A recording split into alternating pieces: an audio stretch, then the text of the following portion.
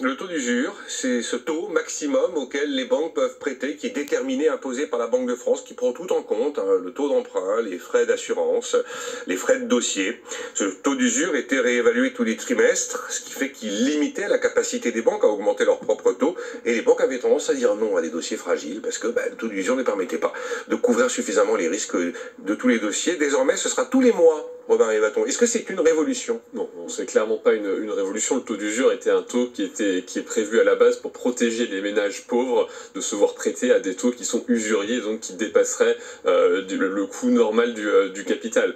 Donc en fait c'est une mesure, et là aujourd'hui le sujet c'est que c'est des ménages modestes qui veulent devenir propriétaires, et donc en fait ils ont besoin de devenir propriétaires. S'ils ne deviennent pas propriétaires, ils vont rester locataires toute leur vie. Donc en fait le taux d'usure s'était retourné contre les gens qu'il était censé protéger. Donc c'est vraiment la loi qui est inscrite dans le temps et qui était totalement déconnectée de l'évolution rapide des marchés financiers et de l'évolution des taux d'intérêt. Donc le faire l'actualiser tous les mois, oui, c'est plutôt une bonne chose, mais si on recule un petit peu, ce qu'on voit, c'est quoi? C'est que depuis 2 ans, 3 ans, la Banque de France et Bercy ont pris peur devant l'augmentation du volume de crédit immobilier accordé aux particuliers. Donc on a mis les freins, d'abord avec des recommandations du Haut Conseil à la stabilité financière, qui a bloqué à 35% du revenu disponible des ménages la part du prêt, effectivement, et de l'assurance et des frais de dossier. Ça, c'est le taux d'effort. C'est le taux d'effort qui a été bloqué. Et puis ensuite, la Banque de France a joué un petit peu sur le taux d'usure pour contraindre et faire baisser un petit peu la production de crédit immobilier en France. Les conséquences sont très très concrètes, c'est-à-dire que c'est des ménages, encore une fois, qui ne peuvent pas accéder à la propriété. Je rappelle juste un chiffre qui est simple et en même temps très frappant. Depuis 15 ans, le taux de propriétaire en France a stagné. 15 ans qui stagne. Il a augmenté dans quasiment tous les autres pays développés. Donc la France n'est plus un pays propriétaire aujourd'hui. Qu'est-ce qui se passe quand vous avez des gens qui ne sont pas propriétaires?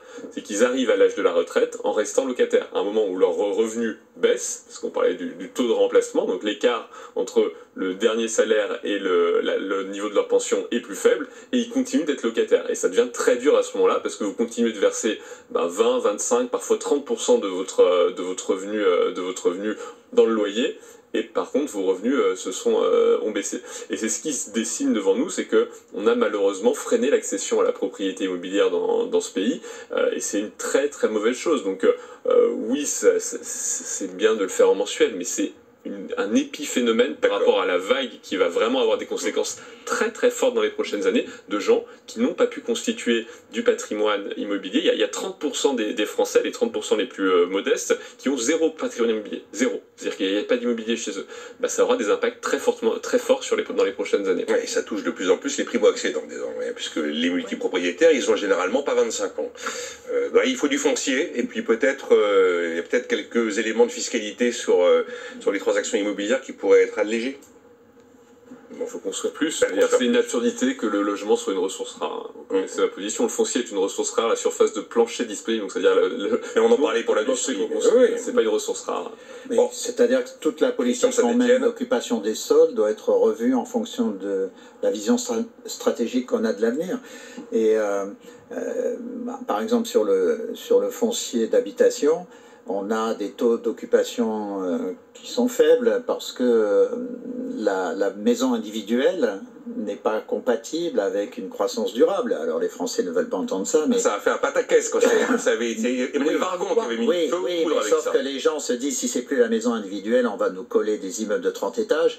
Donc quand vous réfléchissez en termes d'urbanisme, des immeubles de 3 à 4 étages dans toutes les villes de province, c'est quelque chose qui peut être fait avec des normes et d'exigences de qualité qui fassent qu'on a à la fois des appartements de qualité, mais aussi des services publics qui vont avec, parce que dans les villes de province, ils ne peuvent pas mettre en place des systèmes de bus quand il y a un éparpillement territorial massif. Et dernier point, je voulais dire, parce que... Et on s'arrêtera. Vous m'avez déstabilisé tout à l'heure pendant une seconde. L'âge moyen de départ des retraités du secteur privé, c'est 62,8 mois, quelque chose comme ça. C'est un peu plus que l'âge légal. Mais si vous prenez la totalité des gens qui partent à la retraite, régimes spéciaux inclus, c'est 61 ans. Ah oui, j'ai dû donner effectivement l'âge du secteur privé. Voilà. Ah, vous n'avez pas perdu le nord, puisque ça remonte à il y a déjà bien 35-40 minutes. Bon, merci d'avoir été là.